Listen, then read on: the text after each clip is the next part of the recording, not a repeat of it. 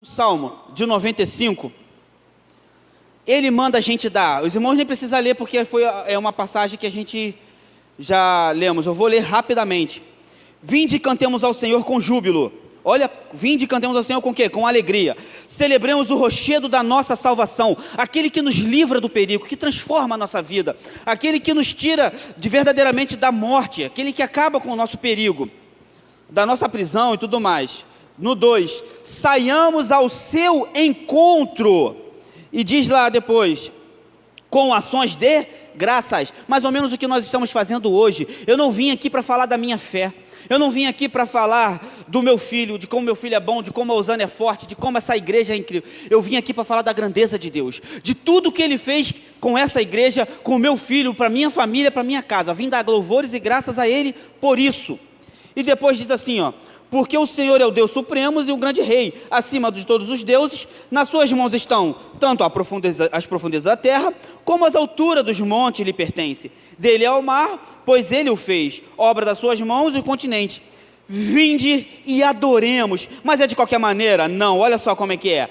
Prostemo-nos e nos ajoelhemos diante do Senhor que nos criou. Ele é o nosso Deus, e nós povo do seu pasto, e ovelha das suas mãos. Agora diz assim lá no final do 7 e no 8, ó: hoje, se ouvirdes a sua voz, não endureçais o coração, como em Meribá, como no dia de Massá no deserto, quando vossos pais me tentaram, pondo-me à prova, no obstante terem visto as minhas obras. Durante 40 anos estive desgostado com essa geração e disse: é povo de coração transviado, não conhece meus caminhos, por isso jurei na minha ira, não entrarão no meu descanso. Olha que palavra forte, irmão, mas os irmãos vão entender. Note que esse capítulo, esse número de 95 dos Salmos, e nesses versos, porque o Salmos é um inário, ele não fala para a gente adorar a Deus pelo que Deus fez, mas pelo que Deus é, porque Ele é o Deus supremo, é o poderoso, nós somos, Ele não falou pelo que Deus fez ao povo, mas pelo que Deus era para o povo, o Deus supremo, o Deus de batalha, o rochedo da salvação, o poder de Deus, foi o que Ele apresentou, mas fala em forma de ordem, de um sentido imperativo: vai e faça, adore, dê graças, se prostre diante dEle. E sabe qual é o problema da gente hoje? Nós queremos fazer favor a Deus. Não, hoje eu vou lá te dar essa moral, Deus, eu vou lá orar ao Senhor, eu vou lá adorar. Nós só queremos recompensar a Deus quando recebemos algo. Um dos louvores que Deus colocou no meu coração com fé foi: se Deus fizer, Ele é Deus, mas se não fizer, Ele é? Eu falei para Deus que eu adoraria pelo que Ele era e não pelo que Ele fazia. Agora eu digo aos irmãos, eu convido os irmãos a viver isso.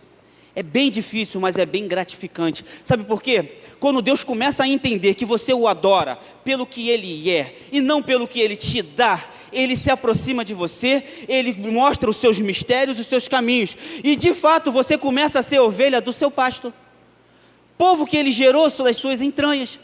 Vamos começar a entender que o que acontece quando isso é o contrário. Lá quando a gente olha lá no 8, ele fala: se ouvirdes a sua voz, não endureçais o coração. O que aconteceu comigo? Eu ouvi a voz de Deus, mas o que acontece? Não foi uma coisa que eu queria ouvir. Deus, Ele me deu um esporro, gente, Ele brigou comigo. Deus, Ele me chamou a atenção, Ele falou assim: você não disse que seu filho é meu? Se eu quiser levar. Nem sempre a voz de Deus é aquilo que nós queremos ouvir, mas quando você ouvir aquilo que você não queria que Deus falasse para você, ou aquilo que Deus manda você fazer algo que você não quer fazer, aprenda. Qual é a mensagem de hoje? Não endureçai o vosso coração. Sabe por quê? Porque Deus é o Deus supremo, Deus é o rochedo da salvação.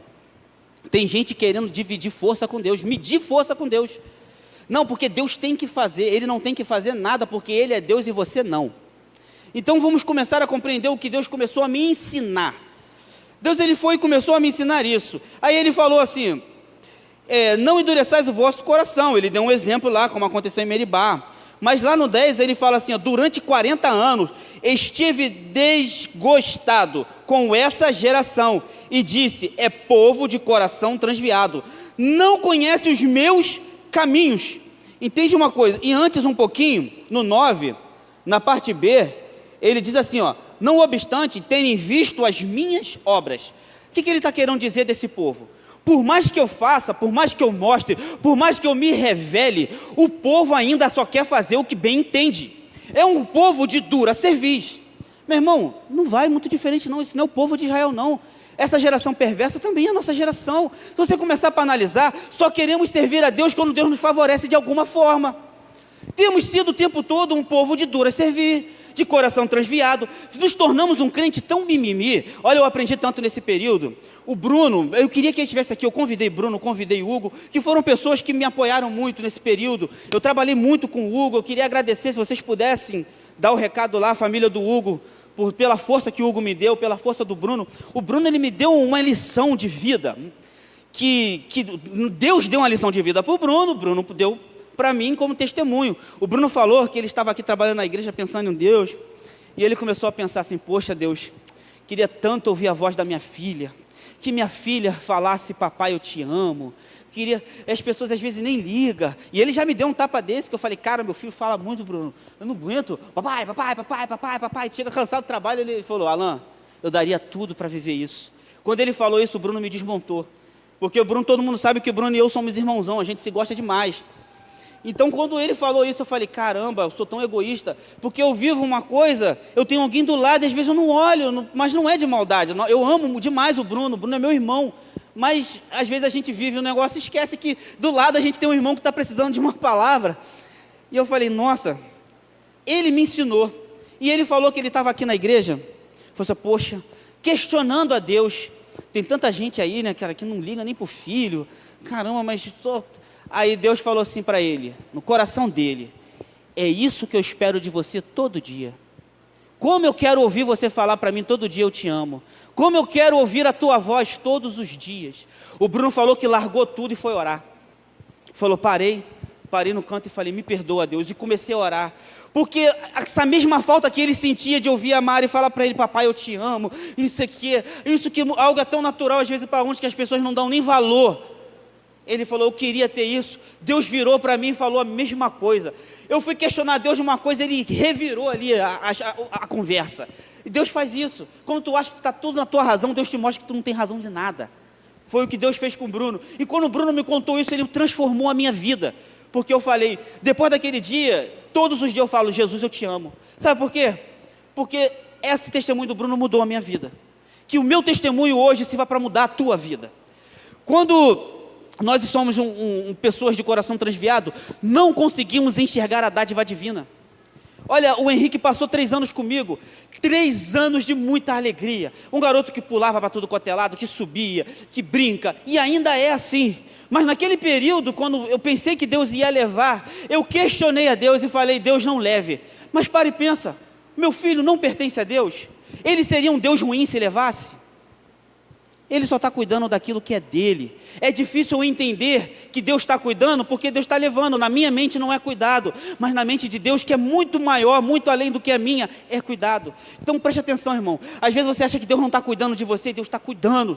Deus está mostrando e está falando, olha, você é ovelha do meu pasto. Não é você que se manda, eu que mando em você. É eu que te forneço, é eu que cuido de você, porque eu sou o Deus Supremo. Eu tenho poder sobre as profundezas e sobre as alturas também. E às vezes a gente quer barganhar com Deus. Aí ele começou a falar isso, e quando eu comecei a ver, olha o que acontece com a nossa vida. Irmão, Deus não está dizendo que talvez aconteça não, Ele fala que acontece. Quando nós provocamos a sua ira, olha só, e diz assim, ó, durante 40 anos estive desgostado, ou seja, Deus não tinha alegria com essa geração, e disse, é povo de coração transviado, não conhece os meus caminhos, por isso jurei na minha ira, não entrarão no meu descanso, ausência de paz. Meu irmão, eu quero conhecer alguém que não tenha Deus, que anda fazendo coisas ruins e tenha paz, que eu não conheço. Você quer paz na tua vida? Faça a vontade de Deus, dê graça, dê louvor, receba de bom grado a misericórdia que Deus tem para a tua vida. Então, quando eu comecei a entender o que é Deus, e ainda mais quando Ele fala que não conhece o meu caminho, olha como é perigoso você não conhecer o caminho que Deus quer te levar. Como é perigoso quando você não entende para onde Deus quer te direcionar, o que Deus espera de você. Porque é muito fácil a gente abrir todos os dias a nossa boca e pedir e esperar de Deus 1 milhão de coisas. Mas pare e pergunta, o que o Senhor espera de mim, Deus? Eu vou abrir a minha Bíblia lá no livro de Atos, no capítulo 7. No meu momento de pergunta, que eu fui questionar, fui pedir a Deus socorro, eu não tinha a quem recorrer. Na verdade, eu tinha. Esse é o maior defeito do homem. O homem, ele vai orar em último caso. Depois que eu tentei fazer tudo e não deu certo, agora eu vou orar. Eu tinha onde recorrer. Que era o meu Deus. Então, lá no versículo de Atos, no 7, essa passagem é linda, é a defesa de Estevão.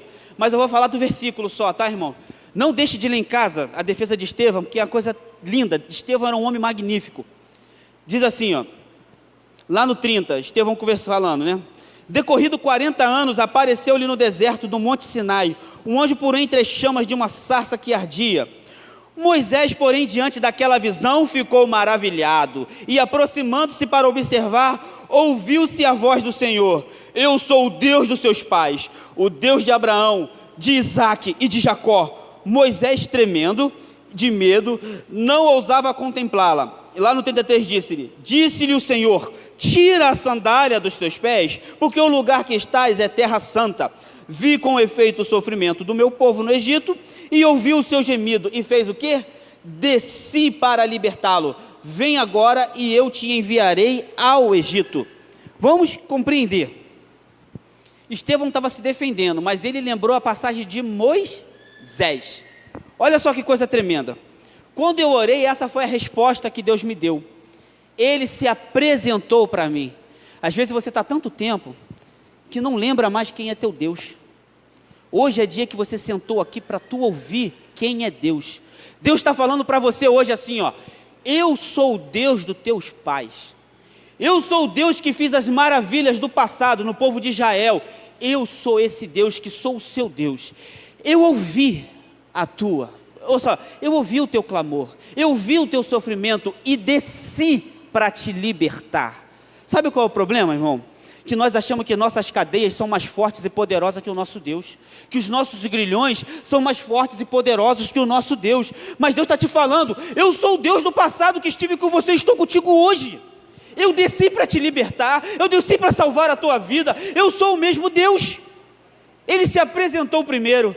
E detalhe, não foi de qualquer maneira que ele tinha que se chegar diante de Deus, não. Sabe por quê? Às vezes quando nós vemos as maravilhas de Deus, as grandezas, as coisas grandes, ficamos maravilhados e vivemos a emoção do momento. Deus não quer te trazer para a emoção, não. Deus quer te trazer para o objetivo. Por que Deus quer te encher de poder? Para você expulsar demônio, falar em línguas, trazer profecias, para você expandir o reino, para isso. Para o objetivo, não para a emoção.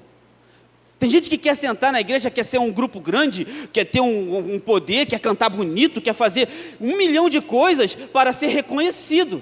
Mas não, é para o objetivo, porque gosta muito, porque sente no coração, quer viver, cuidado, crente, com aquele que vive de emoção, aquela coisa. Aquela parábola do semeador, quando fala que o espinho que caiu sobre os espinhos, não fala que o cara não era crente, não.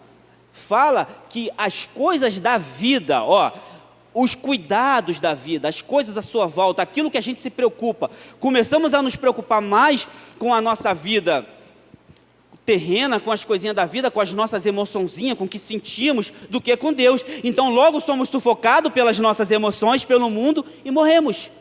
Por isso não temos força. Não fala que, não, e detalhe, nem fala que morre, sabe o que ele fala? Não dão bons frutos, não dão frutos perfeitos. Cara, quando eu estava lendo aquilo que eu entendi, ele não disse que aquele que cresceu entre os espinhos não dá fruto, diz que não dá fruto perfeito, e Deus precisa de pessoas que deem frutos perfeitos.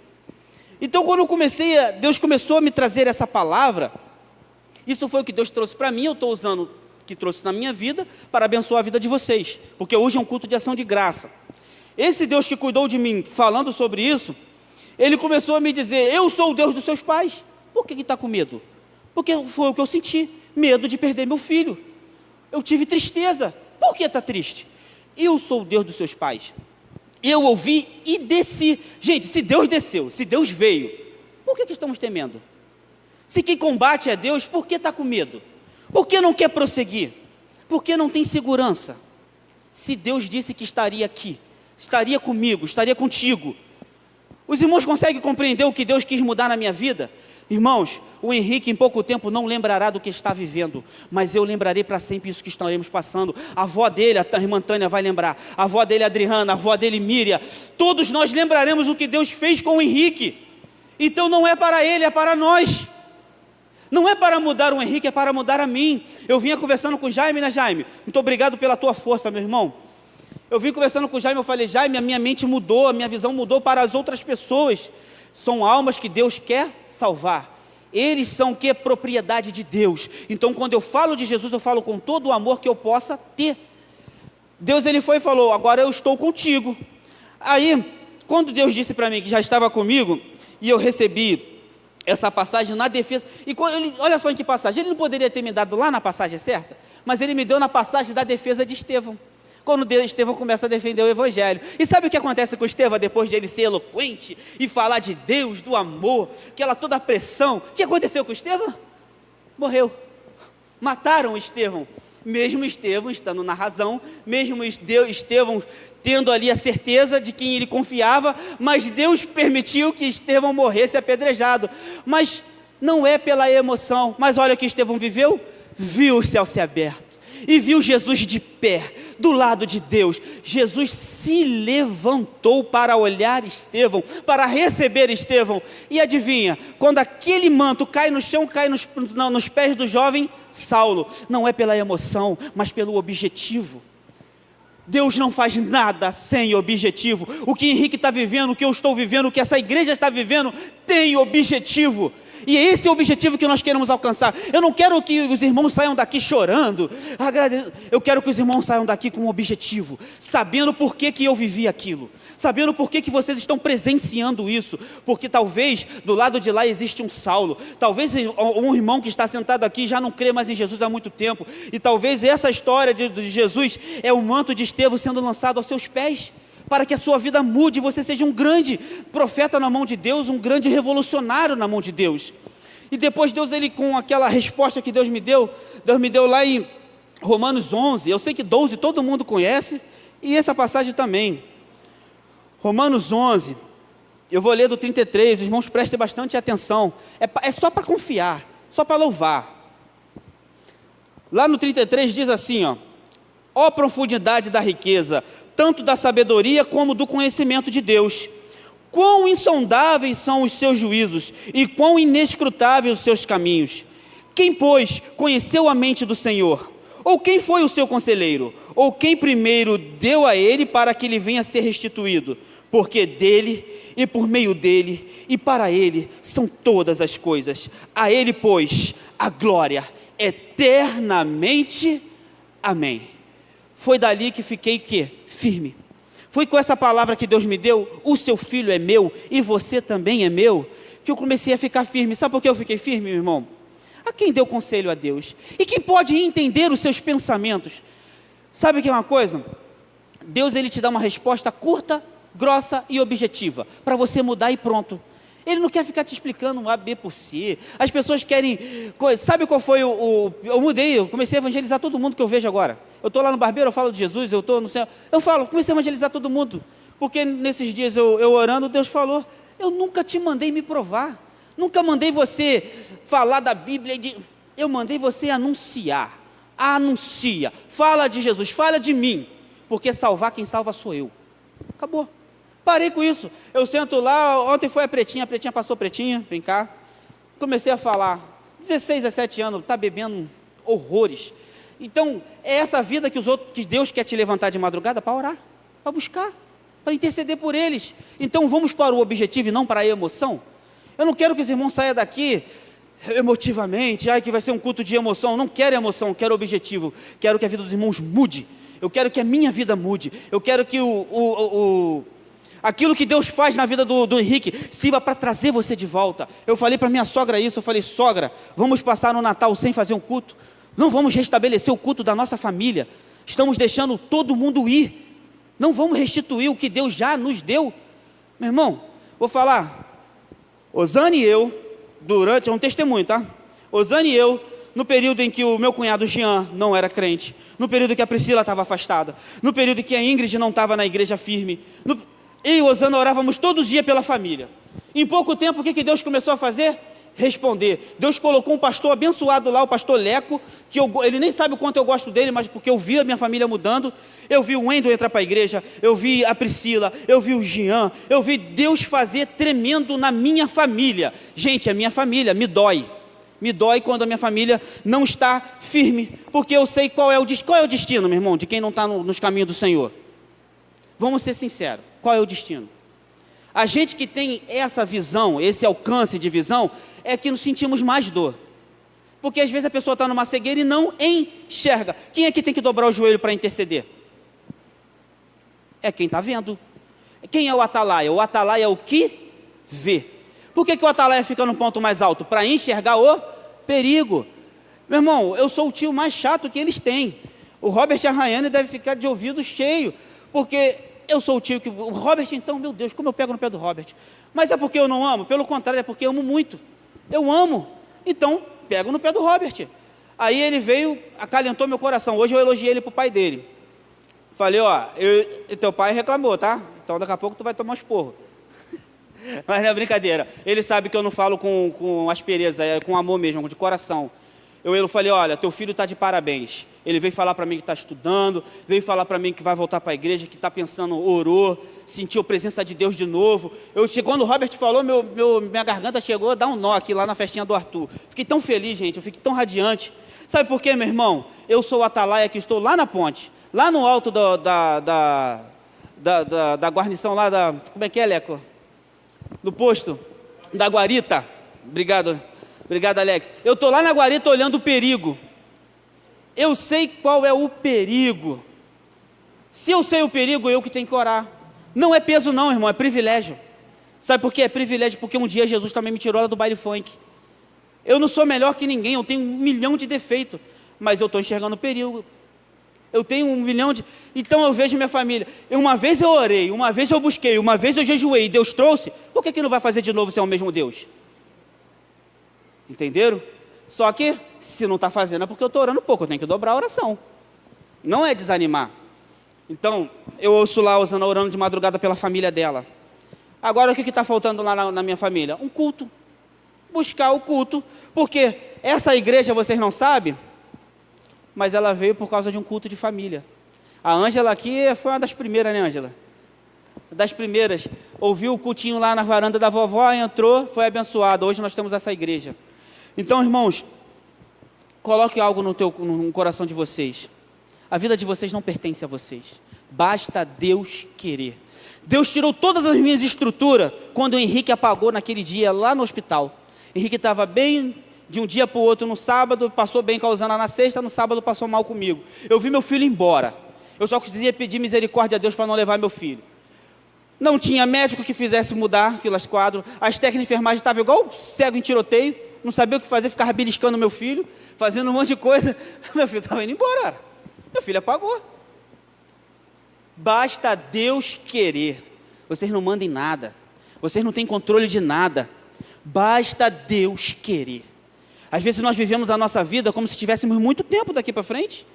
Ou vivemos a nossa vida como se pudéssemos controlar. A Covid está aí. Quantas pessoas hoje não estavam no nosso lado e hoje não estão mais?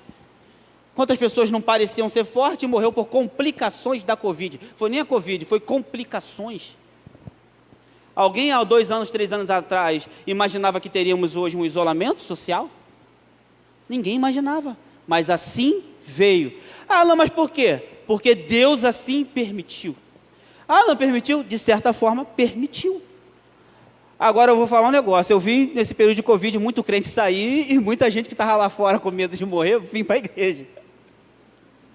tem seus objetivos, porque aqueles que acreditavam que depois do isolamento social ia vir com fogo puro, se frustrou, porque quanto menos você ora, menos desejo você tem de orar. Quanto menos você lê a palavra, menos vontade você tem de ler. Quanto menos você busca, menos força você tem para buscar. Aí você fala, Alain, mas isso... Cara, vou falar um negócio, o médico vai rir da sua cara. Se você chegar e falar, médico, doutor, estou passando uns problemas, estou com umas dores de cabeça, estou me sentindo fraco, estou com não sei o que. O doutor vai olhar, vai fazer aquela anamnese, né, Edilane? É anamnese o nome, né? Que é aquela entrevista ali para descobrir. Aí ele vai perguntar para você, como tem sido a tua alimentação? Não, a alimentação, já tem uma semana que eu não almoço nem janto. É um exemplo, tá, gente? E você tem bebido bastante líquido? Assim, só um pouquinho. Você tem praticado algum exercício físico? Não.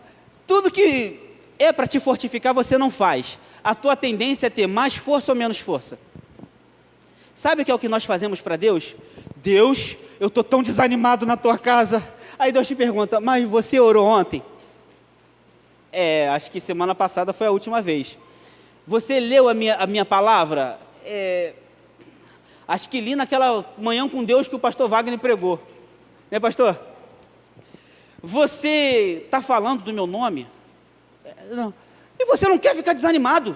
Você não quer ficar fraco? Fica meio difícil, né? Entenderam como é que Deus às vezes olha para a gente? Porque são coisas óbvias, mas a gente não enxerga. Então, essa palavra que eu estou deixando para os irmãos, é uma palavra, primeiramente, o objetivo da palavra não é dizer que o Alain teve fé, que o Alain foi forte. O Alain foi forte o quanto Deus me fez forte. Entenderam? Deus me fez forte. O quanto Ele me fez forte. A Osana foi forte o quanto Deus a fez forte. Eu vi o quanto a gente somos emocionais. Esse dia o Henrique esquentou, 37 graus. A Osana começou a entrar em parafuso, eu comecei a Deus tudo de novo, não. Eu botei, daqui a pouco eu falei, pera. Não é essa a postura que eu tenho que ter, olha como é que Deus vai nos mudando. Botei a mão na cabeça do Henrique e repreendi. Botei a mão na cabeça do Henrique, repreendi. Depois eu voltei lá só para dar aquela conferida assim, ó. Meu filho, normal. A Osana mediu, estava 37. Depois foi, estava normal. Meu irmão, eu vou dizer um negócio para você. Primeiro ora, primeiro confia, primeiro tenha fé. Mude a cabeça, mude o pensamento. Não é orar por último, não. Então, que esse testemunho que eu vim a dar é para que você aí glorifique e honre o nome do Senhor. Através da minha vida, que você olhe para a minha vida e fale, aquele ali foi uma pessoa em que Deus teve misericórdia. O Alain, Deus teve misericórdia na vida dele, Deus deu a fé necessária para ele passar por aquilo, Deus o avisou, Deus o sustentou, porque o meu Deus, que eu sirvo, que é o mesmo Deus do Alain, é o Deus que tem um domínio sobre a profundidade, o Deus que tem um domínio sobre a altura, e todos nós somos ovelhas do seu pasto. Eu quero que vocês saiam daqui, não emocionados, mas que saiam daqui com objetivos a alcançar, objetivos espirituais, objetivos de alcançar. Meu irmão, se alguém aqui fala em línguas, peça também a interpretação dos dons de línguas. Se alguém aqui tem dons de curar, peça também os dons de profecias, porque a igreja do Evangelho Quadrangular do bairro da Cocada, ela precisa avançar. A igreja do Evangelho Quadrangular do bairro da Cocada, ela precisa crescer. Acima de tudo, o Evangelho de Jesus precisa se expandir. O Evangelho de Jesus precisa ser pregoado para a prostituta, para o traficante. O Evangelho de Jesus precisa ser pregoado para o mendigo. E sabe quem é que vai pregoar? Não é alguém que você vai orar para Deus enviar, não. É você que está sentado aí. Entenderam? Com o seu testemunho de vida, com o seu amor, com a sua vontade e, acima de tudo, com a fé nesse Deus supremo. Não tem, como é que eu vou chegar para orar, para falar de Jesus para essa pessoa? Ela não vai entender nada. Não interessa, vai lá e fala, porque quem vai abrir tua boca para você falar é o Espírito Santo. Ele sabe o que está no coração da pessoa, é só chegar e falar. Não aceito mais estar aqui. Que não seja para trabalhar, para evangelizar, para falar do amor de Deus, para falar daquele que mudou, que está mudando a minha, vem mudando a minha vida, vem me libertando. Continue orando pelo teu amigo Alain, porque teu amigo Alain tem muitas coisas para mudar, tem muito ainda o que fazer. Mas nesse momento eu quero que vocês se foquem em você. Se alguma parte dessa palavra, essa mensagem, chegou ao teu coração, você se achou, amigo, não foi coincidência. O Espírito Santo falou contigo. E lembra que quando, uma das palavras que transformou o meu momento, a minha vida, foi quando Deus falou, eu desci para te libertar. Meu irmão, eu sei que os teus olhos, tudo que eu vivi pode ter sido uma coisa ruim, Mas eu falei, foi um período, falei isso para minha pastora, foi um período difícil, mas não foi um período ruim. Eu cresci na dificuldade, eu aprendi a confiar. Meu amigo, eu não sei qual é o período que tu está passando na tua casa. É um período difícil, mas não um período ruim. O que vai determinar é a tua postura diante dessa situação.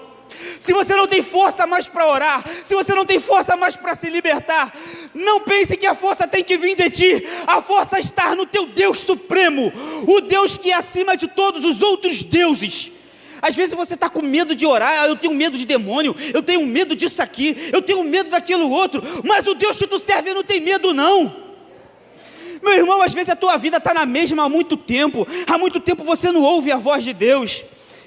Olha, foi uma ordem, no Salmo 95, quando falou, vinde e prostemos diante dele, o recebemos com ações de graça. Quanto tempo faz que você não vê a graça da vida? A misericórdia do Deus. Portanto, agora você vai ver essa libertação, não porque o Alan está falando, mas porque o Espírito Santo chegou até o teu coração nesse momento, e está dizendo, olha, já é chegada a hora de você beber desse rio de água viva, dessa água que eu tenho para te dar, a água que vai fazer você jorrar e jorrar e jorrar, uma água viva que vai transformar todo o teu ser.